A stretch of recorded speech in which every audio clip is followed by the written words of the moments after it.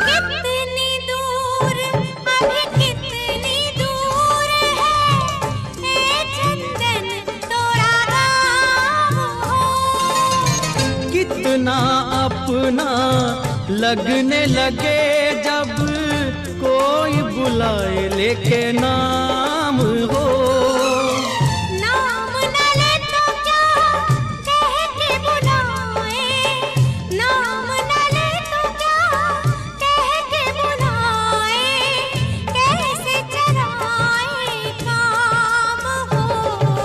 साथी मितवा या अनाड़ी कहो गोरिया, साथी मितवा या अनाड़ी कहो गोरिया, कहीं गए जो ठहर दिन जाएगा गुजर, गाड़ी हाँकन दे हाँकन दे।